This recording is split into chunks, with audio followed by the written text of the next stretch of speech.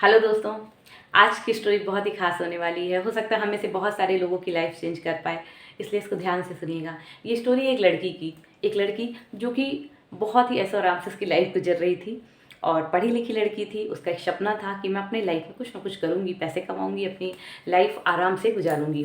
अब इसी बीच एक लड़के से उसे प्यार हो जाता है। अब वो लड़का उस लड़की का जितना फाइनेंशियल स्टेटस रहता है उससे थोड़ा कम रहता है, लेकिन लड़की जो है तो अब चूँकि प्यार करती है। हालांकि लड़की के घर वालों ने थोड़ा सा हिंट किया कि शायद तुम एडजस्ट नहीं कर पाओगी, लेकिन लड़की ने कहा नहीं, मैं उसको बहुत पसंद करती हूँ और मैं सब कुछ एडजस्ट कर लूँगी। तो चूँकि उस लड़की को उसके घर वाले बहुत प्यार करते थे तो उन्होंने मना नहीं किया और उसकी शादी कर देते हैं। शादी करने के बाद जब लड़की ससुराल आती है तो वो देखती है कि यहाँ का काफ़ी माहौल चेंज है। लोगों का उठना बैठना सब कुछ माहौल चेंज है। जहाँ वो लड़की सुबह उठ के एक अच्छा रिचार्ज और अच्छा मोटिवेटेड फील करती थी, वहीं आके यहाँ लोग 10 बजे उठते थे, 11 बजे उठ रहे हैं। मतलब घर का पूरा माहौल ही बिल्कुल अलग अजीब सा था। तो उसे अच्छा नहीं लगता था, लेकिन फिर भी वो एडजस्ट कर रही थी कि ठीक है, धीरे धीरे चीज़ें सीख रही थी। खाना उससे बनाना आता नहीं था क्योंकि अब वो कभी उसने बनाया भी नहीं और हमेशा से बाहर रही थी वो, तो खाना वाना बनाती नहीं थी। तो उसे वो भी चीज़ नहीं आती थी तो लोग उसे ब्लेम करते थे, खाना बनाना नहीं आता, जल्दी नहीं बना पाती। लेकिन वो धीरे धीरे सीख रही थी। बट चूंकि उसे इस तरह ब्लेम किया जा रहा था तो उसे भी अंदर ही अंदर लगता था हाँ, मेरे अंदर ये कमी है, मुझसे ये चीज़ नहीं आ रही है। और मुझसे ये मतलब एक होता है ना कि अंदर कमियाँ निकलने लग जाना, खुद से अपनी कमियां ढूंढने लग जाना। तो ऐसा एक समय उसका मेंटल स्टेटस हो गया कि जो लोग बोलते थे उसे लगता था कि हाँ, सच में मेरे अंदर ये कमी है, मैं ही सबसे बुरी हूँ। धीरे धीरे ऐसी ज़िंदगी गुजर रही थी। वो अपने आप डिमोटिवेट होती गई। जो मोटिवेशन, जो रिचार्ज, एक जो प्रेरणा थी उसके अंदर कुछ करने की, जो चाहत थी, वो दबती जा रही थी, मरती जा रही थी। कुछ समय बाद जब उसका बच्चा होता है, वो उसका मन उस बच्चे में लग जाता है और वो अपनी जो है तो सारा केयर बच्चे में लगा देती है। उसका खाना, उठना, बैठना, सोना, उसको पढ़ाना, सब कुछ वो उसमें लग जाती है और वो अपने सपने को कहीं किनारे छोड़ देती है। लेकिन वो दबा हुआ सपना उसे कहीं ना कहीं उसे टोच करता रहता है कि तुम्हें कुछ करना है, तुम्हें कुछ करना है, तुम्हें अपनी लाइफ बनानी है, ऐसे नहीं जीना है। अब उसके बाद जब बच्चे को कुछ भी खिला रही है या फिर केयर कर रही है तो लोग, अगर बच्चा गिर भी जाए तब भी कहते थे तुम्हारे कारण गिर गया।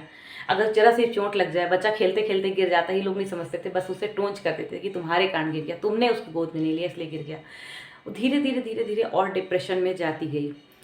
हस्बैंड का बिहेव भी काफ़ी ज़्यादा चेंज हो गया, क्योंकि जब आप कभी भी देखो, जब अपना माइंड सेट चेंज होता है तो सामने वाला का भी चेंज हो ही जाता है। क्योंकि हस्बैंड का भी माइंडसेट काफ़ी चेंज हो चुका था। उसको भी उस लड़की में बहुत सारी कमियां दिखने लगी थी और वो बताने भी लग गया था कि तुम्हारे अंदर ये कमी है। और कहीं ना कहीं वो लड़की ये महसूस करने लगी थी, शायद मैं पैसा नहीं कमाती, शायद मैं जॉब नहीं करती, तो शायद मैं अपने हस्बैंड के टुकड़े पे पल रही हूँ, इसलिए शायद मुझे ऐसा सुनने को मिलता है। और ये चीज़ उसे खाई जा रही थी।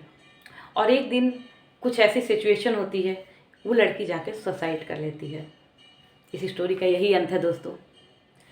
तो दोस्तों, इस छोटी सी स्टोरी से आपको क्या सीख मिलती है मुझे कमेंट करके बताना। मैं आपको बताती हूँ इस स्टोरी से हमें क्या सीख मिलती है। इस स्टोरी से हमें ये सीख मिलती है। अब आप बताइए एक चीज़ और, इस स्टोरी में उस लड़की का जिसने आत्महत्या की, उसका किलर कौन है? आप सब कहेंगे ससुराल वाले, वो लड़का। नहीं, उस पूरे स्टोरी में जो किलर है ना, वो लड़की खुद है। क्यों? क्योंकि जो थॉट्स लोगों ने उसके लिए बनाए, वो थॉट्स वो लेती चली गई। जो आउटपुट लोगों ने दिए वो इनपुट करती चली गई और अपने दिमाग को इतना ख़राब कर लिया कि उसे इस दिन डिप्रेशन में आके उसने सुसाइड कर लिया। सो दोस्तों, ऐसी बहुत सारे लोग होते हैं जो आपके आसपास ना ये सारी चीज़ें क्रिएट करेंगे और आपको डिप्रेस्ड करेंगे। लेकिन आपको डिप्रेशन में नहीं जाना है, अपने आप को संभालना है। ठीक है, ऐसी बहुत सारी केसेस देखने को मिल जाती है जहाँ पे लोग सुसाइड कर लेते हैं और हम कहते हैं अरे उसको सुसाइड ही क्यों किया, ऐसा क्या था, उसकी लाइफ में क्या चल रहा है आप नहीं जानते, उसका मेंटल स्टेटस क्या था आप नहीं जानते।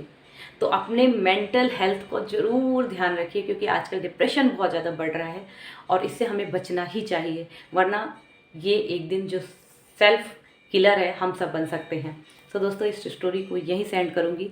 वीडियो को पसंद आई होगी, स्टोरी पसंद आई होगी तो चैनल को लाइक कर लेना, सब्सक्राइब कर लेना एंड वीडियो को शेयर करना बिल्कुल मत भूलना। तब तक के लिए बाय बाय।